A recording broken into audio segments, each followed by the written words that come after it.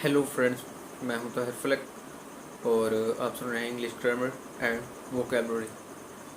So guys, let's start. आज का जो हमारा टॉपिक है चंद सेंटेंसेस और कुछ जो है इनोवेटिव वोकेबलरी के अल्फाज, और उनमें से सबसे पहले हम जो स्टार्ट करते हैं, जब आप जाते हैं किसी दरवाज़े पे या किसी ऑफिस के डोर पे, आप नॉक करते हैं और पूछना चाहते हैं उनसे कि क्या अंदर कोई है। अगर आप इसको क्या अंदर कोई है तो इसको आप इंग्लिश में किस तरह यूज़ करेंगे।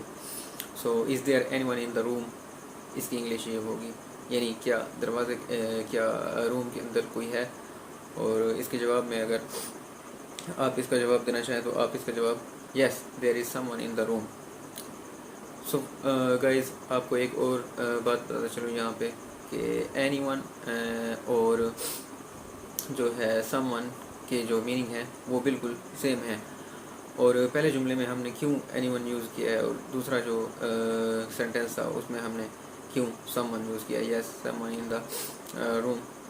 सो जब आप इंटेरोगेटिव सेंटेंसेस यूज़ करते हैं या नेगेटिव, उसमें आप एनीवन का जो वो है वर्ड है वो यूज़ करते हैं, और नेगेटिव इंटेरोगेटिव के लिए एनीवन, और जो क्या कहते हैं पॉजिटिव सेंटेंसेस होते हैं उनके लिए आप समवन यूज़ करते हैं। So friends, let's start. जो आज का दूसरा सेंटेंस है हमारा, तुम अपनी ज़ुबान के बहुत पक्के हो। या जब आप किसी को कोई काम बताते हैं और वो आपका माजी में आप कोई काम बताते हो उसको, यानी पास्ट में, और वो आपका काम प्रेजेंट में करके उसको कंप्लीट करके आपके सामने रखता है, तो आप कहते हैं कि आप अगर उसको इस जुमले को इंग्लिश में यूज़ करें तो इस तरह यूज़ करेंगे, you were true to your words.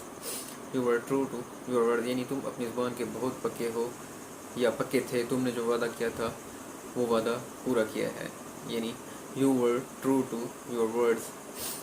So friends, इसी तरह एक और वर्ड का आपकी वोकेबलरी के अंदर इजाफा करता चलूँ। एक बहुत ही सेंसिटिव और छुपा हुआ जो वर्ड है, जो शायद आपने कभी ना सुना हो। जिस तरह कभी कभी बारिश होती है और उसके बाद जो छोटी छोटी मिट्टी होती है जो जमी होती है, उसके ऊपर बारिश गिरती है और उसकी जो महक होती है और जो उसकी खुशबू होती है वो ऑलमोस्ट हर किसी को अच्छी लगती है। सो वो जो मिट्टी होती है उसकी जो खुशबू होती है उसको इंग्लिश में क्या कहते हैं। सो उसकी इंग्लिश है फ्रेंड पेट्रिकोर। पेट्रिकोर, उस मिट्टी से आने वाली जो खुशबू होती है उसको पेट्रिकोर कहते हैं। So friends, let's start. आज का जो तीसरा हमारा सेंटेंस है, जैसे कि आप कोई प्लान बनाते हैं और वो फेल हो जाता है। उस प्लानिंग में जो आपकी वो प्लानिंग होती है फेल हो जाती है, उसके बाद आप कहते हैं कि चलो फिर से प्लान बनाते हैं। इसको इंग्लिश में क्या कहेंगे, या ये जो फ्रेज़ है इसकी इंग्लिश क्या होगी। So let's get back to the drawing board. इसकी इंग्लिश ये होगी, यानी चलो फिर से प्लान बनाते हैं। आप सोच रहे होंगे कि ड्राइंग बोर्ड का वर्ड क्यों यूज़ हुआ है, क्योंकि ड्राइंग बोर्ड का मतलब ये नहीं है कि ड्राइंग बोर्ड के ऊपर फिर से हम प्लान बनाते हैं, या प्लान किसी की भी चीज़ के ऊपर आप ड्रा कर सकते हैं, यानी अपने माइंड में भी कर सकते हैं, किसी पेपर पे भी कर सकते हैं, या ड्राइंग बोर्ड पे भी कर सकते हैं। लेकिन नॉर्मल यूज़ में जो है वो इंग्लिश के जो सेंटेंसेस हैं, हर ज़ुबान की अपनी एक वो होती है, उसमें आप ये ड्राइंग बोर्ड यूज़ करते हैं। सो यूज़ करने में आप ड्राइंग बोर्ड ही यूज़ करेंगे। So guys, let's start. एक और वर्ड का इजाफा करता चलूँ आपके माइंड में, आपकी वोकैबुलरी में। सबसे पहला जो वर्ड है क्विक विटेड।